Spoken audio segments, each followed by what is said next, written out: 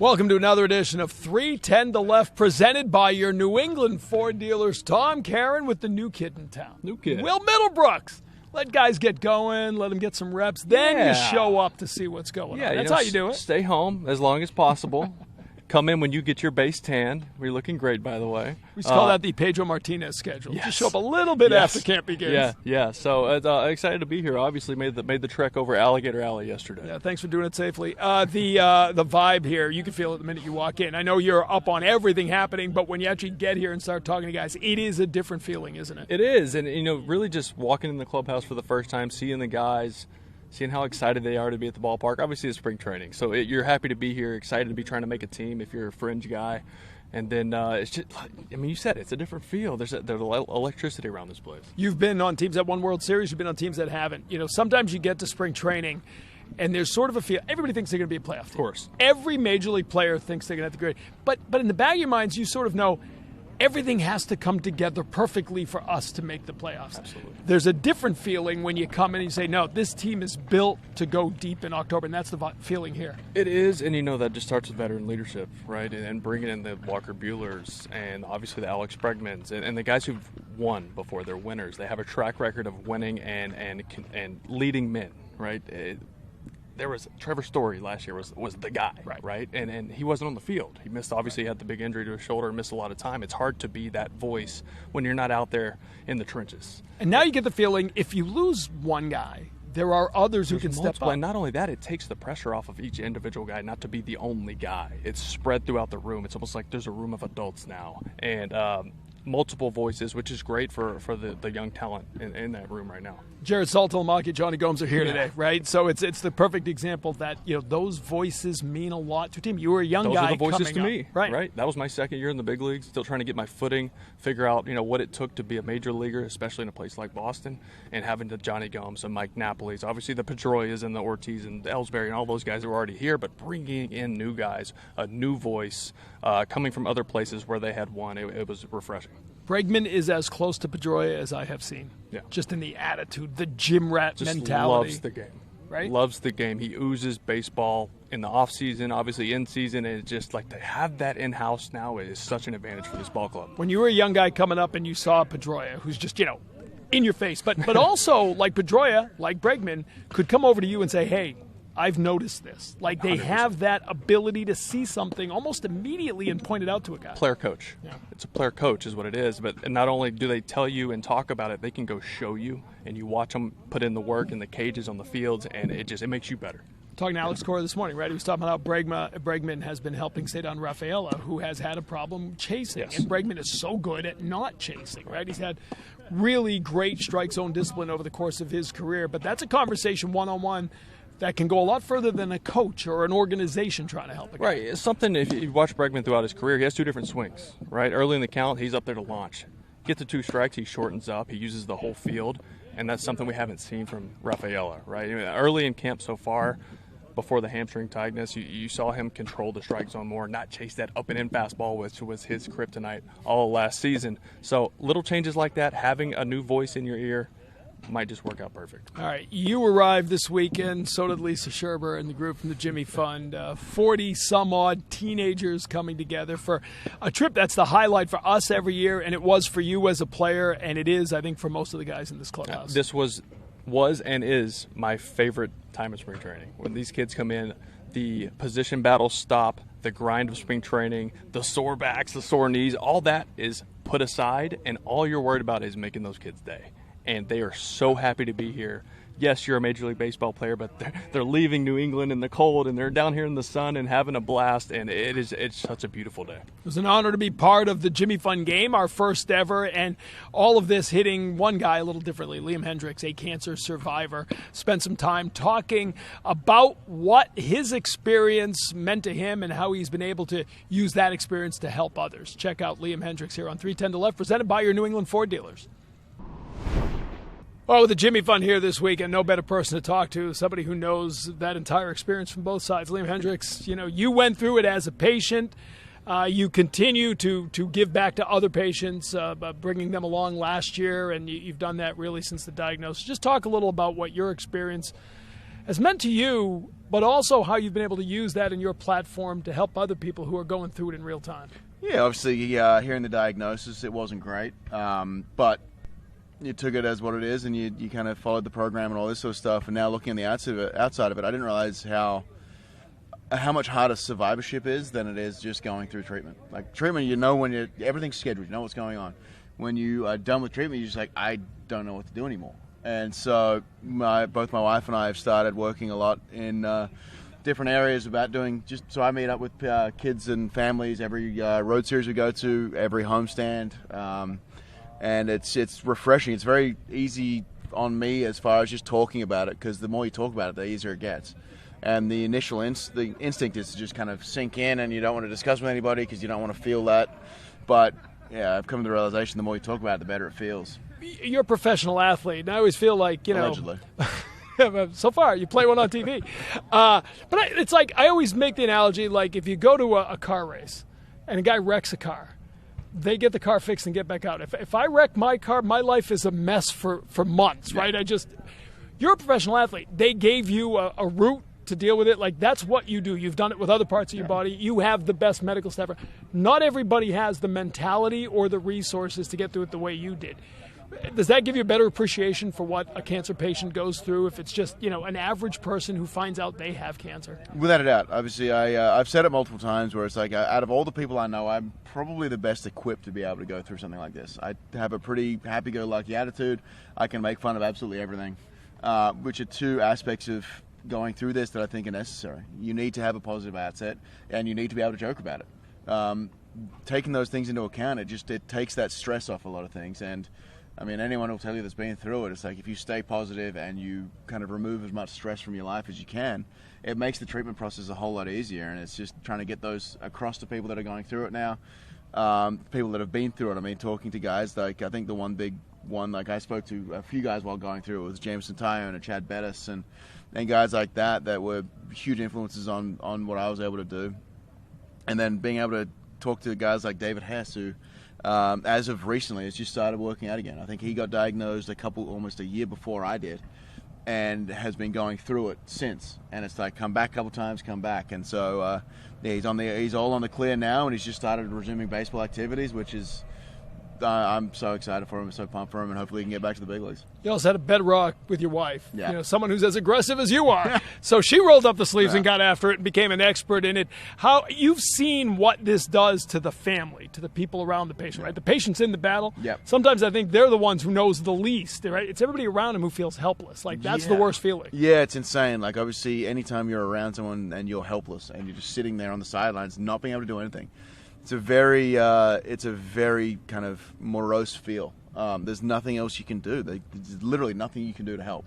You can comfort, you can do these things, but it's just, there's nothing. You don't know the science. You don't know anything. You can't put the IV in. You can't do anything like that. You just have to sit there and watch. And it's, as anybody knows, it's sitting on the sidelines without being able to do anything is one of the hardest things to do. So yeah, hats off to my wife, and now she's jumped in full bore. I mean, she's on the board of the Lymphoma Research Foundation and doing fantastic work there, and doing a whole lots of things, and she helps facilitate a lot of these meetings as well. And yeah, she's all gung-ho about it, which is really cool to see.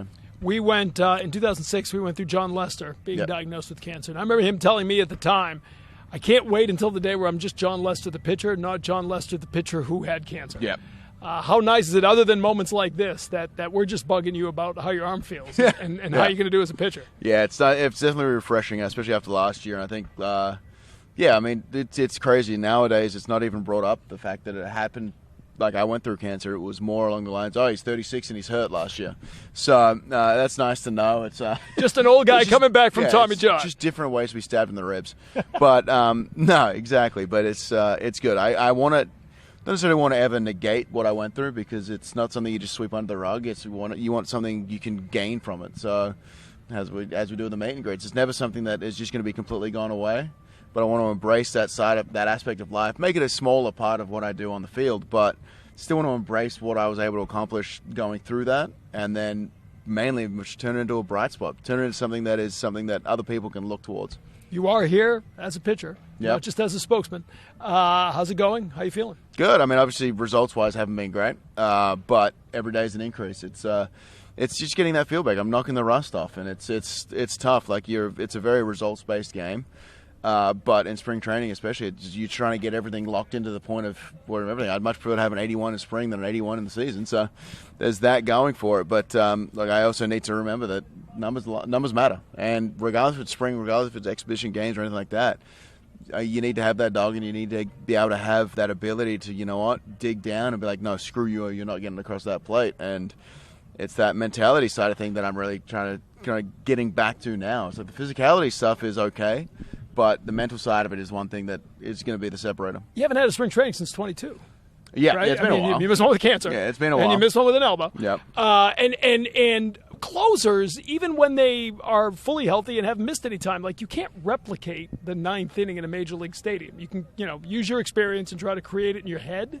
Yeah, but it's never the same. So how weird has this spring been trying to get everything back? It's really hard, but I'm a reliever. I'm not a closer. I'm a reliever. My job is to get 3 outs, whatever inning that is, whether it be the 7th, whether it be the 4th, whether it be the 9th. I don't really care. Obviously, I prefer the 9th, but you know what? I don't want to just be given that. I need to earn it, and right now I haven't earned it. And so now I've got a couple more appearances to get out there and prove that I am who they signed and who I was in 22 and 21 and 19 and 20 and all those good years that I had. Not so much the 11, 12, and 13 because they were the bad years as a starter. But yeah, that's all I'm worried about. I'm focused. I just want to focus on the next day and making sure that I can continually improve. And once season starts in Texas, that I am 100% ready to go and putting that dominant self out there. Ninth inning or not, though, adrenaline is part of your toolbox. Alex Speier said, I don't care what he's throwing here because I know it'll be 3 miles an hour more up north because there's another deck on the stadium. There's another deck. The lights are on. I have to wake up at 6 o'clock in the morning to get here. That's always a nice thing. But there's so many different attitudes and aptitudes to go into it. You also, it's hard to get motivated when, and it's weird to say that the stats don't matter. Right. But, it matters during the season. It doesn't really matter during spring. And I need to try and remind myself that it does matter to me, and that's why I was always decent at, pretty good at not having the 9th and being able to go out there and do what I needed to do because at the end of the day, I'm my numbers, and I'm going to go out there and try and give you the best 3 outs that I possibly can, and hopefully that's only 3 batters. I'll ask you finally, with the Jimmy Fun kids here, I mean, you imagine what you went through. Imagine doing that as a teenager. Being a teenager is hard enough. You're trying to figure out life. Yeah, literally. You got 40-something of them here today. The players come out and spend a little time. Just what does it mean for you guys to be able to put a smile on their face to help them sort of forget about everything they're going through? Yeah, it's always cool, and as anyone who's been through any sort of challenges understands, it's those little bright spots that can have that lingering effect that take weeks or months to subside. And having those effects and having them come out here as their first major trip in a long time for a lot of them, so any way we can brighten their day that can hopefully then linger into the next day and then linger into the next day and linger into the next day, that's all we can do. It's just trying to make sure that everything goes smoothly, that they have a great time, and then they can kind of live this high for a little bit, and everything seems a lot rosier when you're happy. And so just make sure these kids have a great day and a happy day, and hopefully it continues on, and then we'll get them back out here at the Fenway once the regular season starts and we're in full unis. And they'll see you with the adrenaline with the extra deck. And then they'll be told to put earmuffs on when Liam's pitching. Not safe for work when you see this guy pitch. Liam, we appreciate it.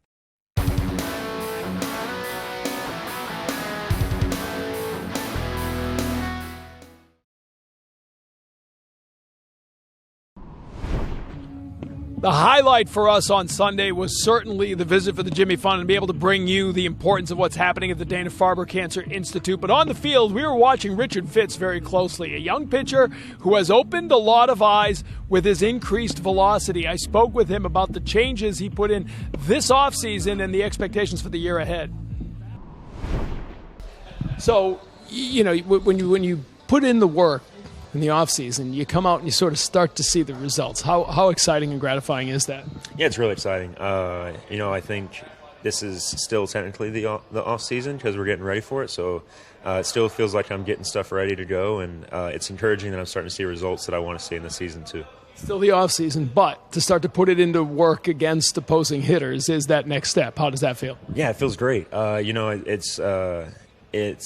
something where like I'm working on pitches throughout the off season before spring training, and now I'm able to kind of see how it plays against hitters, and that's really important for me. Just trying to figure out how I can get big league hitters out for a long time instead of just for 4 outings. We live in an age of velo, and it's clearly up. Talk a little about the work you put in for that specifically to get it where it is right now. Yeah, a lot of that's just strength training. We have a really good staff here. I've worked with some really good people at home too, and just a culmination of all of that has really worked out for me. And then just working on my mechanics too. So I'm really excited about it. I'm hoping that as my innings go up, that I'm able to maintain that velo. But I'm excited about where I'm at right now. Anything specific on the mechanics? Did you alter anything dramatically? No, not really. Just trying to be more efficient. Anytime that you have some energy that's leaking or anything like that, it's you lose a little bit of that velo, even if it's half a mile an hour. But I mean the difference between 98.5 and 99 is pretty big. So the old saying, an old proverb is, comparison is the thief of joy. Do you look at Chapman and say, oh man, I got a lot of work to go? Yes and no. He's a great example of just, for one, like that guy. He's a big guy. He throws really hard, and you can just look at him and say, like, yeah, that guy throws hard. And but he does a lot of things really well with his mechanics, and so that is something that I do look at, whether you call it a comparison or not. It's one of those things where I try and take some of the things that I can from his mechanics and do what I can with it too.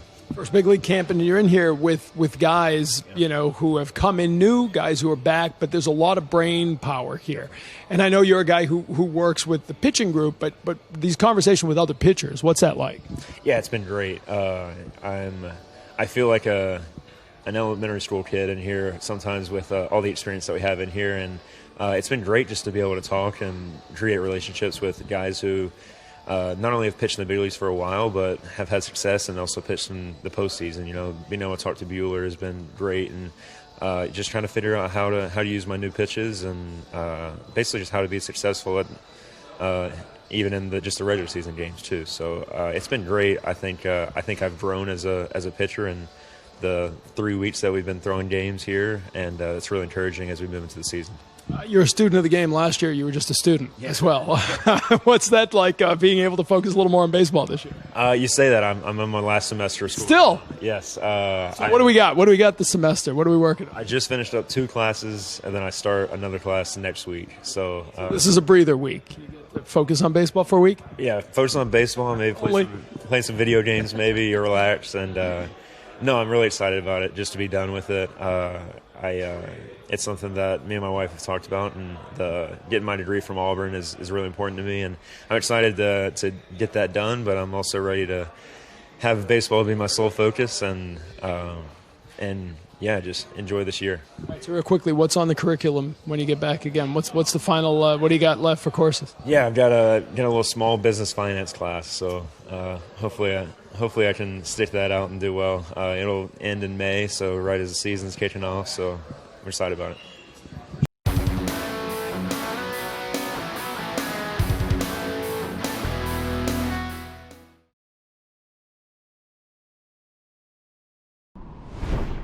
Just incredible, right? A guy who threw 13 pitches, 97 miles an hour. Didn't throw one more than 97 and a half. He comes out here in February hitting 98. Trying to get to 100 so you can get one of those T-shirts. Right? I throw a Fuego, the 100 Club. But across the boards, right, you got Aroldis Chapman who comes in throwing 105. And just the velocity in this group is just different this year. And look, there's a reason velocity is important. As a hitter, it's really hard to hit, and it's hard to be on time for off speed, right? So he's got a real chance to make this club at the end of that rotation with what's going on with Cutter. Don't know if Bayo's going to be ready. So there's an opening there at the end of the rotation, and right now he looks the part. It's amazing, isn't it? We come in talking about a 6-man rotation. All of a sudden you get down to 4 real fast. And that's why you have depth. And you haven't had it, right? Cooper Criswell stepped in and gave them more than anybody expected last year.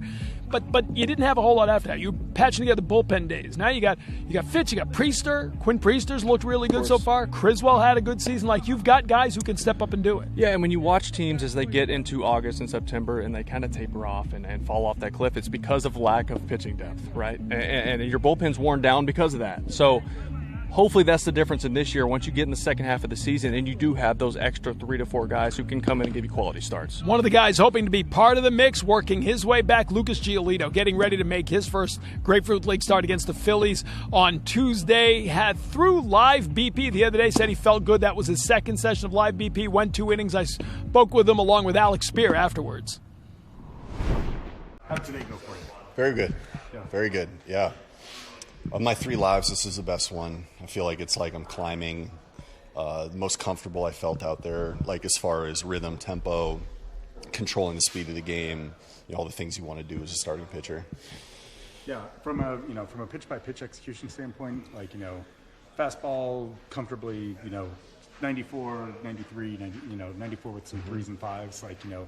Did you feel like you were from in terms of shape and power, where do you feel like you're at? Today actually wasn't. It directly compared to my last live. Last live, I felt more like electric, but I was kind of spraying the ball more. Yeah. Whereas today is a day I appreciate because it's like one of those days as a starter where it's like, I don't feel it like I'm moving as quick, but I was able to focus in and really utilize pitching backwards, throwing a lot of change-ups, continuing to work on the slider, and then using the curveball as well to sequence well, fill up the strike zone.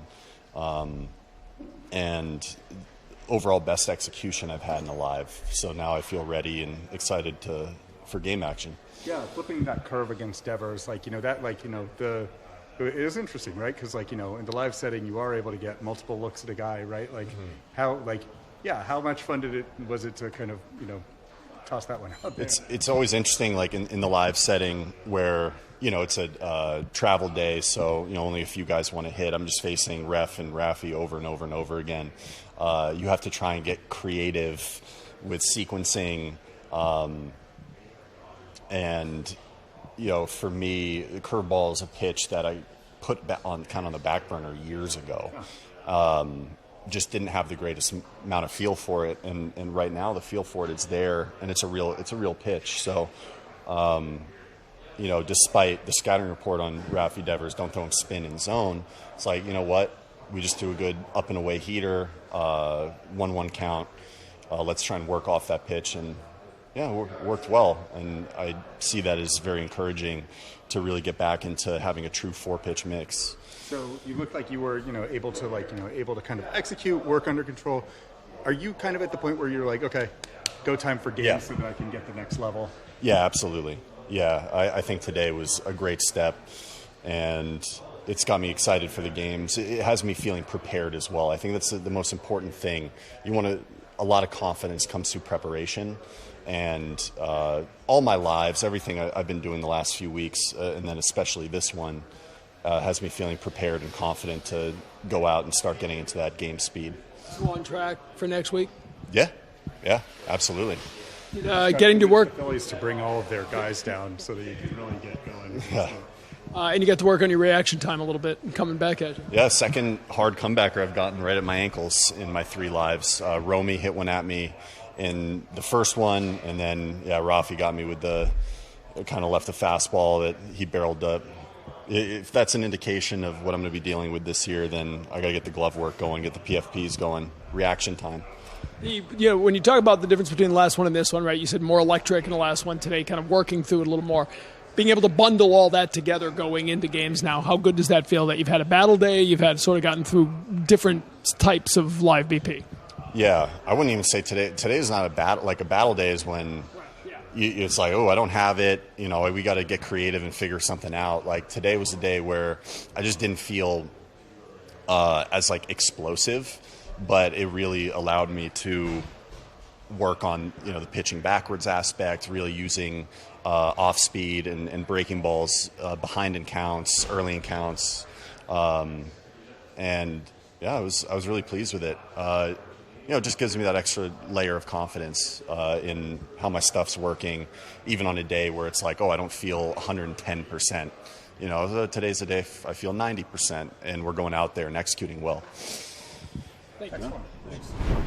It is so easy to forget about who Lucas Giolito was prior to that injury last year. First of all, he was never injured. Right? He was a durable guy who made 29 or more starts in the last 5, not COVID counting the other 5 seasons going back. He's always been healthy. He's always been durable. And by the way, he's a strikeout machine when he's healthy. Can he get back anywhere close to who he was? It seems that way. Obviously, the first thing you notice is the physical presence. This guy you don't realize how huge he is. Even playing against them on the mound's one thing, walking through the clubhouse and you're looking up. I mean, I'm 6'3". I'm looking up at this guy. He's huge.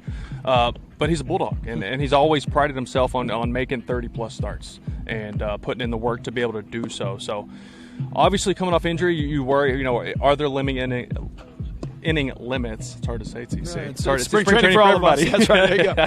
But he's that guy who's going to go out there, and AC has said, look, he's going to be a guy we look to make a start every 5 days. He's that guy. You talked about what Bregman means to the position players. All of a sudden, it's Crochet, who's young but has done some things. Buehler, who's won a couple World Series, threw the last pitch in the World Series last year. Giolito's now you got Hendriks and Chapman. All of a sudden, it's a veteran pitching staff. You got a guy like Ottavino might make this team. That's experience. Yeah, absolutely. And it's not about just the X's and the O's and sitting down and talking pitch shape and approach and things. It's how to keep your body healthy and how to stay on the field, be ready to pitch when your number's called. So, yeah, this will go a long way, not only for the other veterans around him, but the young guys, obviously. Good stuff to keep an eye on, certainly here in camp. Alex Speier has been here over the last couple of weeks from the Boston Globe. I sat down and talked to him about his impressions of this 2025 spring training and Grapefruit League run for the Red Sox.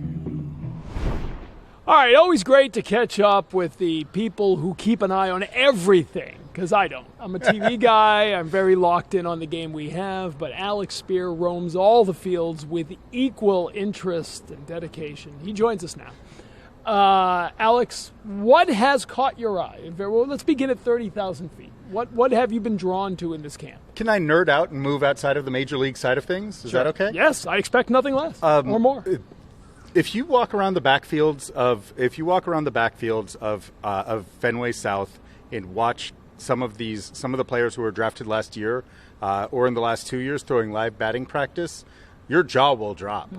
Just in terms of the velocity that's happening there. The Red Sox have been a position player developing organization for a number of years, and that's been really good for them.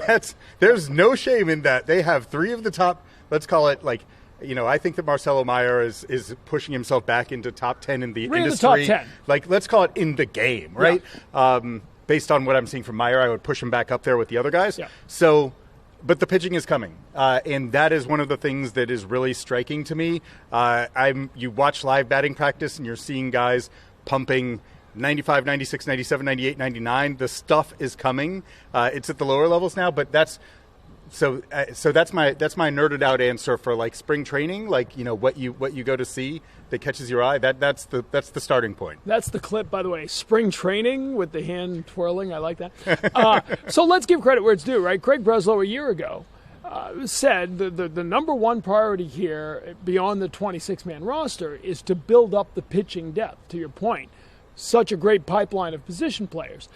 And in 1 year, he's done a pretty remarkable job, right? Beginning with Richard Fitz and Quinn Priester and even Cooper Criswell, right? The depth they now have at the upper end, whether that is the back end of the Major League roster or the top end of AAA, augmented by what you're talking about on the lower levels, all of a sudden, this isn't a bad pitching pipeline they've put together. It's a drastically improved situation regarding Major League depth. And we were talking about this with Alex Cora yesterday, and he said, with Crawford and Bayo likely to start the year on the injured list.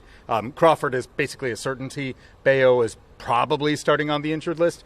He said if we were in this position last year, that the Red Sox would be talking about a bullpen game in the first series of the season, right? As opposed to this year, where Cooper Criswell, who was the first and for much of the year the only line of depth defense, is now. You could make a case that he's kind of number 4 on the depth chart of guys who can fill in with those injuries. Starting with Fitz and Priester, who both came back. You acquire them in trades, and then you're able to improve the stuff and build it out, right? So that's what you want as an organization. That's how you become a good organization, when you're able to acquire players from outside and start to make them better. And Fitz, we're seeing that, and a lot of that development, the pitchers themselves deserve the credit for. Fitz worked really hard in Boston starting in January, got on a great shoulder program, and all of a sudden he's out here in spring training games pumping 98 to 99. Last year, they were just trying to get him out to hold 94 in games in Worcester. Now he has flown past that mark, which is like, woof, then everything else is going to play up in terms of the secondary stuff. He's added a curveball, which gives him a bigger spread of velocity, so now he looks way more starter-ish than he did a year ago at this time. Priester has also made some nice gains. Some of the Pirates people who saw him pitch against their team in an exhibition game were impressed by how he looked. And so that's right. That's what we're talking about. How you build the pipeline. You start adding talent from outside the organization and then continuing to make it improve. The interesting thing, and we were on a NESN meeting. We have our annual seminar. We sort of throw around, what are you watching? And what impresses me, it's really hard to do in one off season what the Red Sox have done, which is augment the back end, the depth, but drop in a couple of studs at the top. Right? Crochet's been everything we could hope for so far here in spring.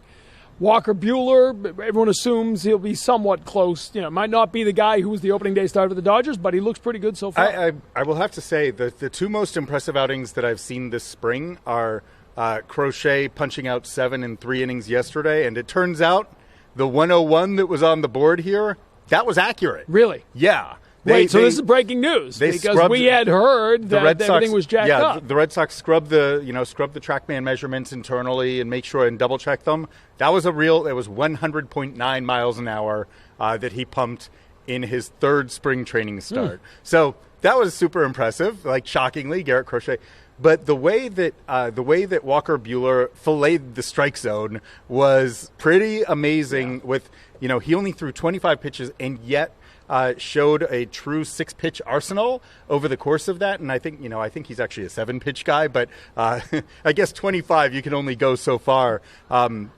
20 of 25 pitches for strikes. It was a very impressive ability to execute with the kind of precision all over the place that you love in terms of being able to game plan for an opposing lineup. So Buehler was very impressive to me. The interesting thing to me out of all that is that means the guys who you were leaning on to be your top end starters last year are now 3, 4, 5, right? Brian Bayo was opening day starter. 2, 4, 5. Sure, 3, 4, whatever 5, the case. yeah. But Brian Bayo doesn't have to be your opening day starter. Yeah. And whatever goes along with that, a young guy who's still trying to find himself, still trying to maximize his stuff and fulfill his potential.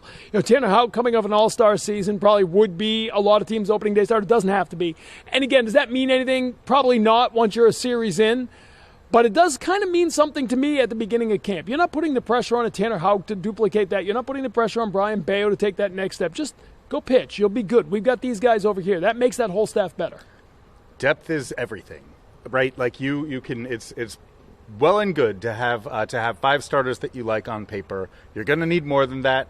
And what you saw a year ago is not going to be replicated. Some guys are going to improve. Some guys are going to take steps back. And what they've done is build in that exactly what you're talking about. They've insulated themselves a bit by adding to the overall talent pool, right? So they've added high-end talent when you're talking about Crochet and Buehler. They've added depth when it comes to the improvements we're seeing from Fitz and Priester, and Hunter Dobbins has also impressed at times over the course of this camp. Fulmer has actually shown some nice outings, even though we don't know exactly where he's going to be at the start of the year. But they're in a better position to withstand the vicissitudes of year-to-year pitching instability. So when you talk about that pitching staff, the belief is also that it will improve because you'll have better defense behind it, because Alex Bregman is here, who will give you Gold Glove caliber defense. The question still remains, where will he be giving you that Gold Glove? And I don't think that story is going to go away, barring an injury. I mean, we say these things work themselves out, and they often do. But sometimes they don't. And sometimes I don't like tough decisions I don't like the phrase "they work themselves out." There's agency always. I guess the only way that they work themselves out is if someone gets injured. Right. So nuts to that. No one likes that. That's a terrible way of approaching things.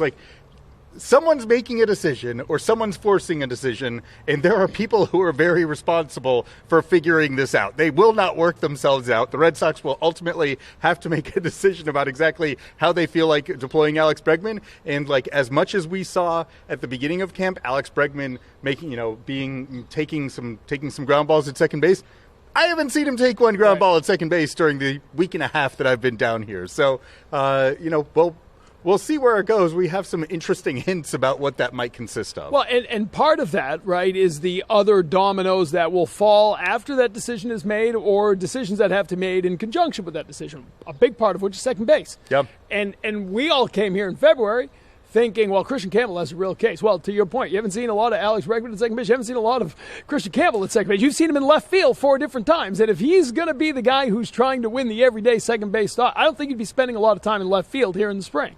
Agree to disagree. On that one, I actually think that he's getting a good number of reps at second base, both in terms of backfield's work, and I think that they are exploring both second base and left field for him because they also have to. There are a lot of moving parts here, right? Wilyer Abreu might open the year on the injured list as well, in which case you're looking at different outfield configurations than you might.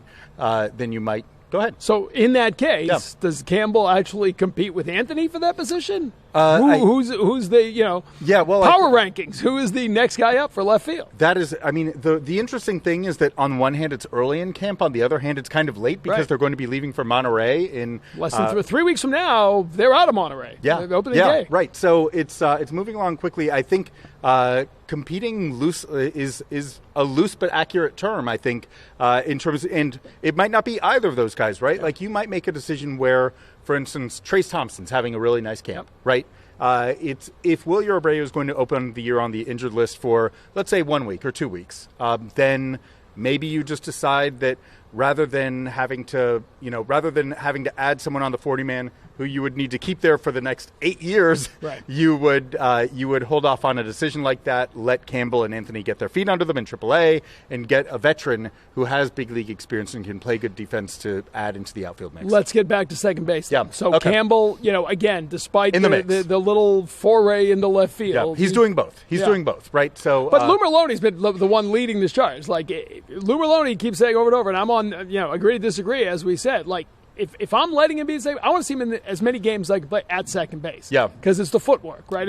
It's seeing him do it in game speed and all of that going on. But I would say we know the bat can play. I guess that's important for the major league staff. But the organization has seen him a pretty fair amount at second base last year in terms of knowing what he is capable of doing. Right. So I think that from that evaluation standpoint, I think that there's a genuine interest both in terms of how he improves at second base, and there's been discussion about how he can improve his pre-pitch setup there. They see specific things that he is working on and that he's already achieved in terms of cleaning up his double play pivot, and in left field though, because they need to have coverage in both of those spots on the field. So who is at second base, right? Which is the kind of logical next question. Yes. Who is at second base? Yeah, so I had that one planned. We're seeing a lot of David Hamilton there. Yes. And he looks great this spring, by the way. Yeah. Like he looks stronger. Yes. He showed elite range at second base last year, so I think that there's a lot there. We're seeing a lot of Vaughn Grissom at second base. Defensively, he looks a lot better. Well, defensively, he wasn't even moving. There was no Vaughn Grissom sightings at second base last spring because of the injuries. So he's moving better at second base than he did any time last year. We have to see where the bat goes.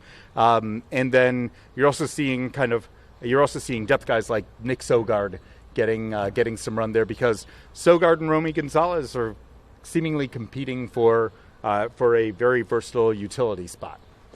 Masataka Yoshida factors into this because the DH spot is something that all of a sudden he comes back on Sunday or Saturday, makes his immediate impact. Right, first pitch he sees is a 2-run double. We know what the bat can do for this lineup. A team that strikes out a lot has a guy who doesn't strike out a lot. Seems like a pretty good fit, but he's not a prototypical DH. There's talk about him being, if you need someone in left field, could be him, but probably not at the beginning of the season. So again, how does DH factor into this whole discussion? Yeah, that's an interesting one, right? I believe he's throwing at 45 feet right now, and not exactly ripping it, right?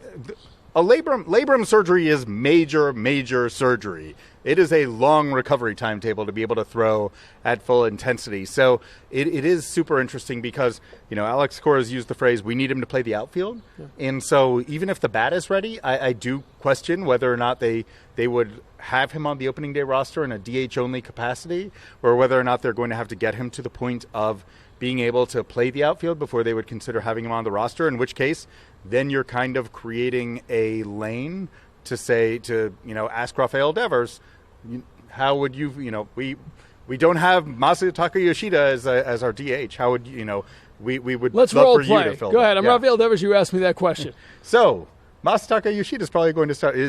If Masa opens the year on the IL, excuse me, how would you, we think our best team might have you at DH. How do you feel about that? No.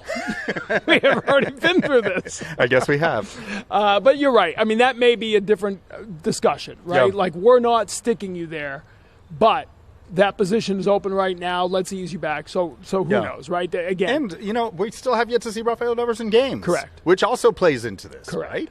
That's right. And we're waiting for that. So it's all very interesting with that. We talked about Abreu when we talk about the outfield.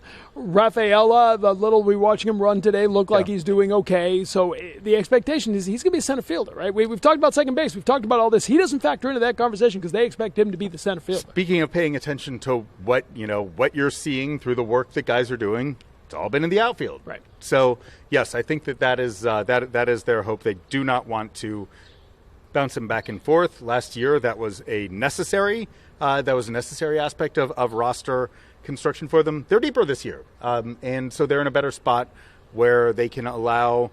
That's a lot to ask of a young player. You want to give him as much stability as you possibly can, so that you can find out how good he can be. And so, for him, let him kind of celebrate that superpower that exists when he's in center field, rather than asking him to do something that is on the planet Krypton.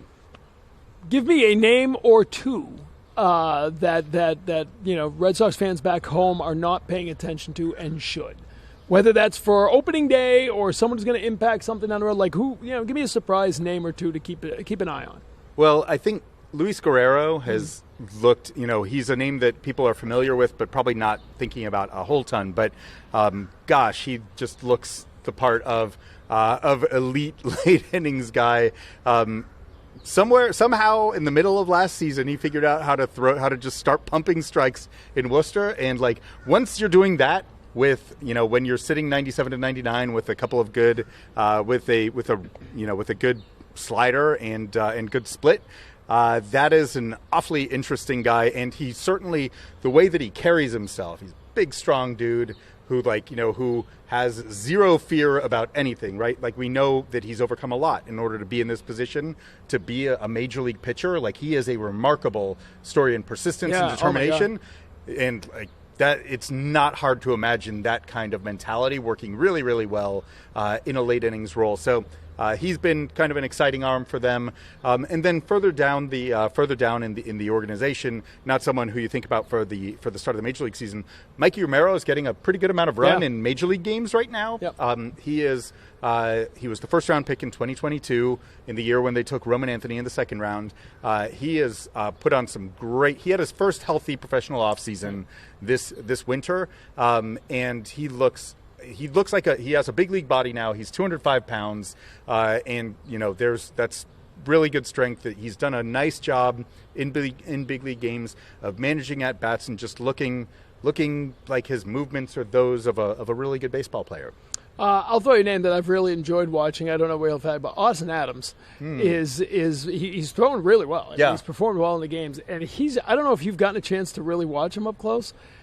He makes his intensity makes Liam Hendriks pale by comparison. I mean, have you seen the video from last year against the Mets? I have not. Go find it. Okay. Oh my goodness, he ends the apparently they DFA'd it at some point, and he has not forgotten. And he gets a strikeout, I think it is, to end the inning, and turns to the entire Mets dugout and goes, "Oh my God!" And they're upset and they're coming out. And he's dropping F-bombs, pointing at him. Oh my gosh. So I had seen that, and I talked to him a little bit about it, and he comes out here in his first spring training game, and he's pointing at batters and yelling at them. Like, here. I love it. I love it. And I told him, I was like, dude, you're pretty intense. And he goes, listen, he's trying to take my job.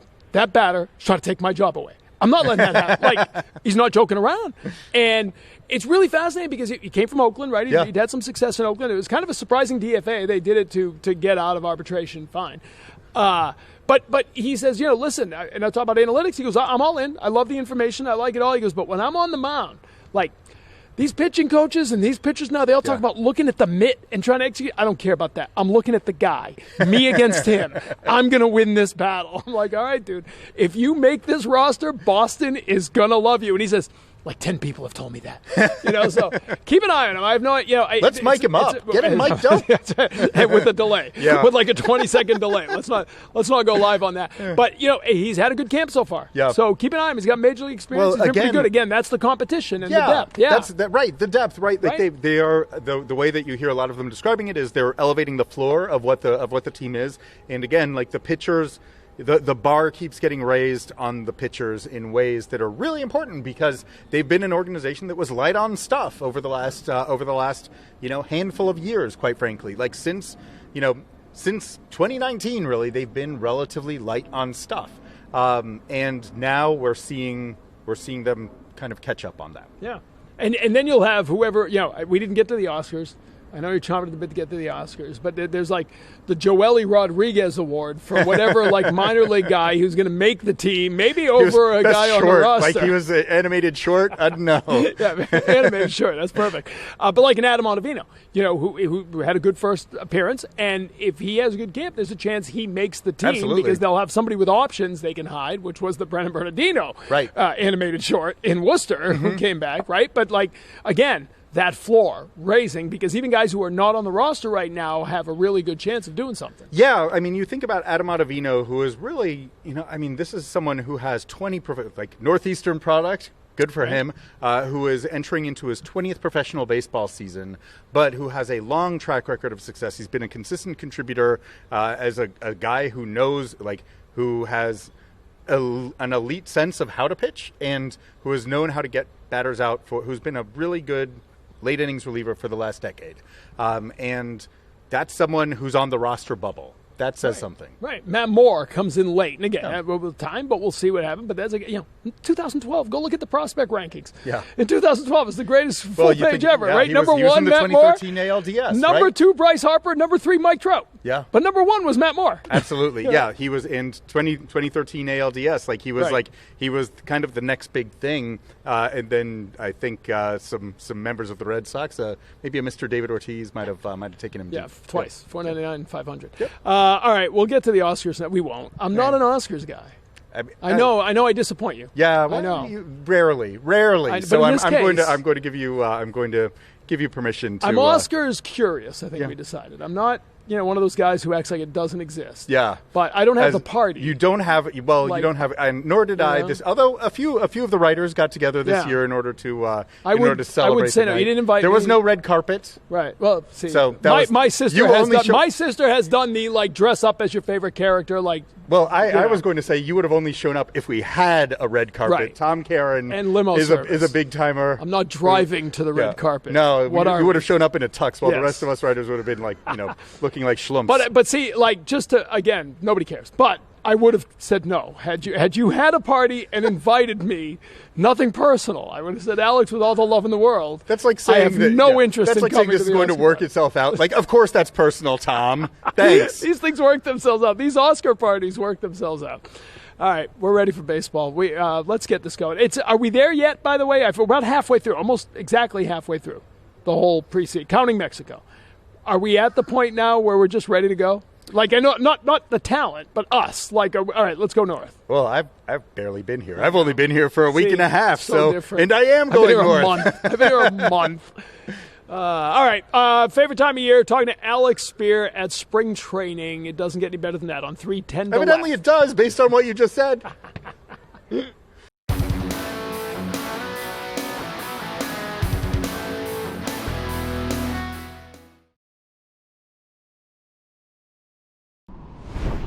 Always great to hear writers and broadcasters and even coaches covering this team, like who's catching their eye or who are you excited to look forward to? You're just getting here. Who are you kind of intrigued to see this year? Oh, it's got to be Luis Guerrero. I mean, he throws the Fuego Club, right? He's got to be a part of that. His whole story with physical issues growing up and everything he dealt with, but he's nasty. He is nasty. He's looked really good in camp. He had the tough outing in Bradenton, but he was throwing a ton of sliders. And that's the thing with spring training. You're watching these games, you're thinking, what are these guys doing? He's working on his slider, but electric fastball, electric stuff. And there's a lot of middle relief depth on this team right now. A lot of guys who can be up and down between Worcester and the big leagues. But I think Luis Guerrero is going to be a big impact piece in this bullpen. And you've got the big three now in their first major league spring training. They have handled it beautifully, obviously mature beyond their years, although they are susceptible to the norovirus we now know. But Marcelo Mayer, Roman Anthony, Khristian Campbell, how excited are you to watch them get through this first spring training? Well, it's the future, right? And you hear about them through the minor league system. They're drafted. They're working their way up. You see all their prospect list. But it's different when you get to see them in person. You get to see them against big league caliber competition around their peers here and the way they work. And I think mature is the best way to put it. I mean, we weren't like that when we were coming up. They train these guys and get them ready for the big leagues at such a high level now that these guys at any time will be ready to turn it on and play. Roman Anthony, 20 years old. You'd think he's 30 when you meet him and you talk to him. No kidding. Talked to him early this morning, and I felt like I was talking to a guy who's been around for 5-6 years already. Yeah, they fit in well in a good way. Absolutely. You know, that it's not a cockiness, but it's a confidence that builds around. Great to have you in camp, bro. Hey, happy to be here. Got to work on my tan. Let's go. Yeah, well, it's early. You're down here. You spend more time in Florida than I do. You got no excuses. Will Middlebrooks with us, getting ready for another great season of baseball on NESN. We thank you, as always, for checking us out. We'll see you again next time. For Will, I'm Tom Karen, and this has been 3:10 to Left, presented by your New England Ford dealers.